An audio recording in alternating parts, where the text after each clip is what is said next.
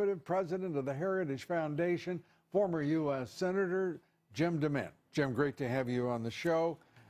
This has been a remarkable period since RyanCare was revealed. Is it your judgment that, as Speaker Ryan himself says, that he has the votes in the House and likely the Senate? I don't think so, Lou, and I know the White House is working feverishly to listen to ideas that could improve the bill.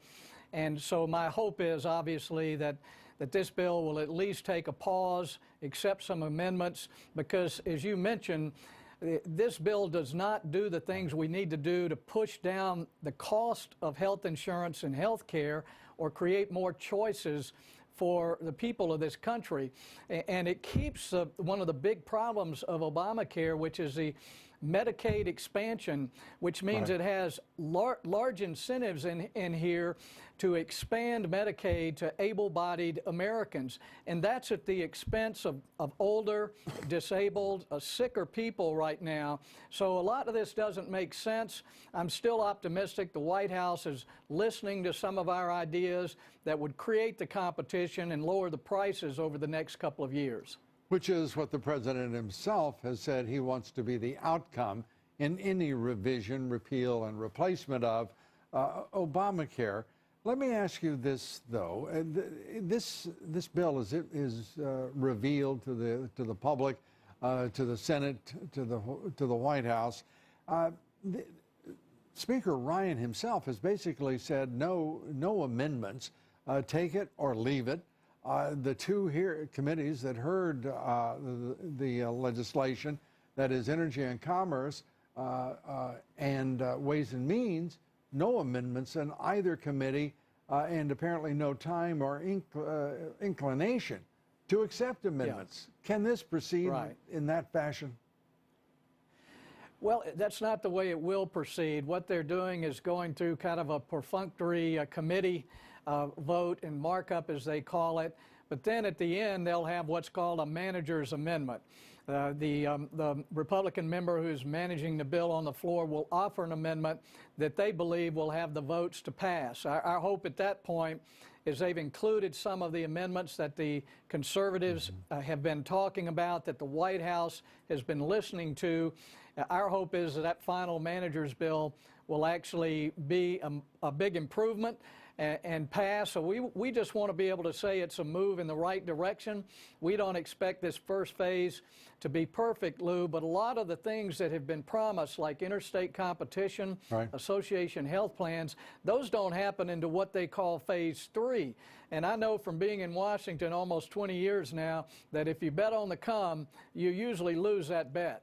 Yeah, and as this legislation goes ahead, it is important that there be some construction, some sort of design here that the president can sign. The president has made it very clear, at least it seems to me, very clear, he's not going to sign a bill that doesn't do what he has promised to the American people, namely reduce premiums, extend health care coverage itself.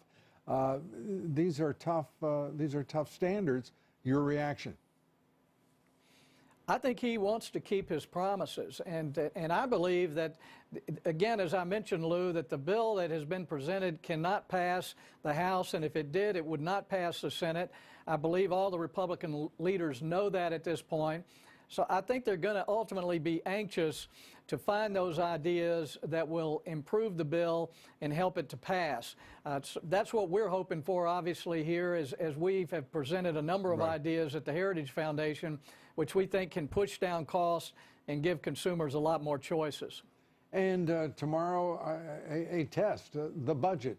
That vote begins tomorrow, will be taken tomorrow. Your sense about its prospects?